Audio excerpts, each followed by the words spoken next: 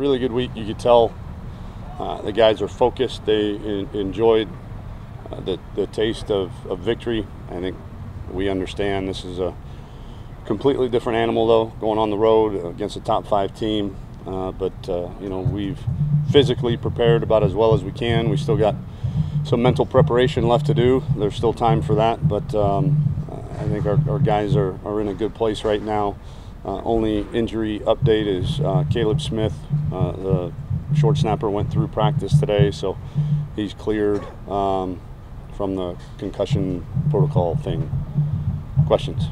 Shane, any update on him? Any status? Has he been able to throw? Yeah. We're progressing his throwing every day.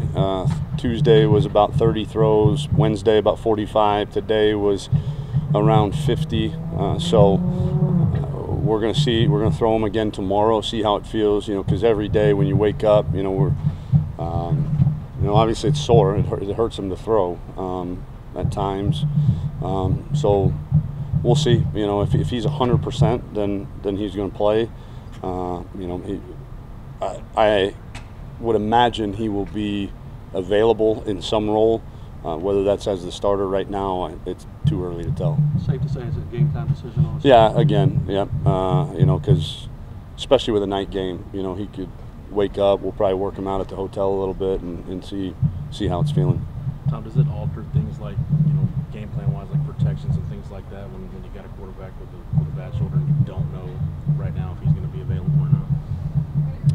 No, I think, the one thing, you got to be careful with the QB run stuff probably, just if you can,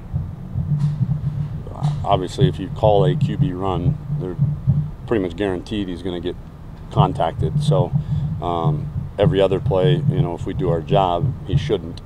Now that's not to say that we'll have eliminated them if he plays, but I think you got to be smart, especially knowing we've got an off week next week, and then we've got 9 straight conference games, and as bad as we want to win this game, and as much time, effort, and energy has gone into preparing to win this game, we also know, we want to compete for the Big 12 as well. On a personal level, the schools that are playing aside, you played college ball not too far from there in Southern California. You grew up there. What's this trip going to be like for you? Are you going to have any? Is there going to be anything different that comes with going back to where you grew up? No, I'm a Texan by choice, and I've been in this state a long time. And 2 out of my 3 kids were born in this state, and we wish the 3rd one was. But this is home now, and I think probably the only thing for me is just the history of that place and that school. I'm certainly not gonna not soak it in. I'll probably do my fair share of looking around and enjoying the pageantry of playing a game against USC in the Coliseum. But beyond that, it's game number 3 on the schedule. Piggybacking on that thought, what you just said, the fact that it's a sellout, the first sellout at the Coliseum in 4 years for SC, what does that say about just what this matchup means to college football, and what it will be like for you to be down there, and you're the one coaching those Stormtrooper whites against that crimson and gold? Again, just the pageantry of playing a game there and against one of the premier programs in the history of college football is exciting. It's something I won't forget, but we still got a job to do. You can't let that overcome you. But again, you may only get to do this one time as a coach, and so we're going to enjoy it. You're 4-0 against top 10 teams. What exactly goes into preparing a team to go to somebody else's house or come to your house to take on a top 10 team? Confidence. We talk a lot about how do you win a game as the underdog, and the way you do that is if you're better prepared and if your why is bigger than your opponents. Meaning, what's the reason you play? Why do you play? If it's really and truly to see the looks on your teammates' faces when you win games like that, then you got a shot. You know, if it's for yourself and I'm going to get mine and hey, big stage, I'm going to ball out for me and all that, you got no shot.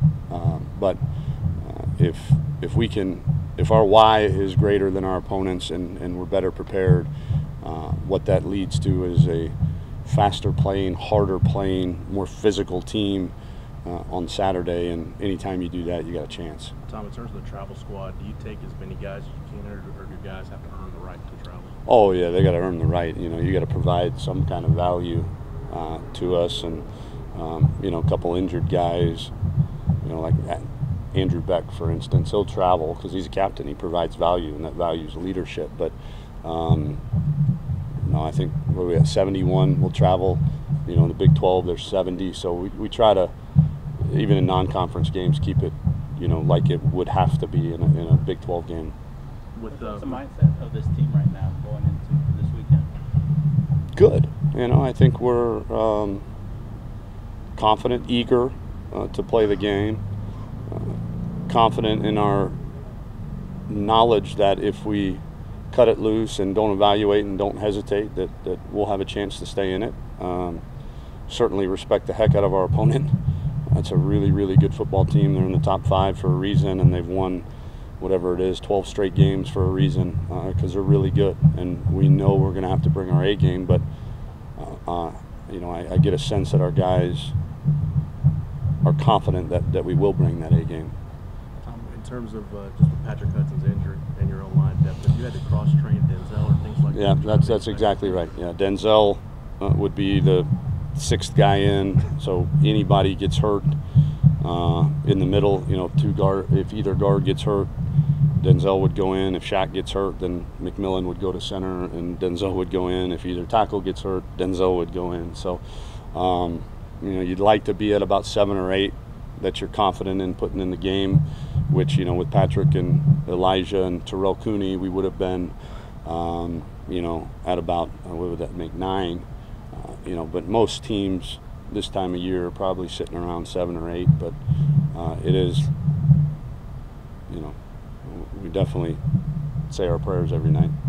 Got time for 2 last ones? Everybody's been talking about Darnold and the passing attack, but they had 2 backs run for over 100 yards against Stanford. How dangerous is their running game, and how much do you have to prepare for that? Yeah, that's what you got to stop. It's very obvious that they have morphed over the last year into a team that wants to run the football, and the quarterback is certainly a capable runner too. I know his stats so far through 2 games don't show it, but when you watch the kid last year, he's more than adequate runner, and so it's a balancing act, because you have to stop the run, but you can't overcommit a bunch of bodies in there to do so and leave your secondary, on islands the entire game. So you got to pick your spots, but you also got to be able to defend the run when the numbers are equal. Tom, you get a sense from your guys that there's any part of this that they see this as an opportunity to show the country that what they put on film against Maryland is not who they are, that they're a different team? No, I think we're done trying to show the country anything. That got us in trouble, game 1. I think the most important thing right now is show your teammates and show your coaches and the people that you care about and love that that we've improved the last couple weeks, and that we know how to win a big game. But as far as the country goes, we're holed up in our bunker right now playing for each other. Thanks, Coach. Thanks. Thank you.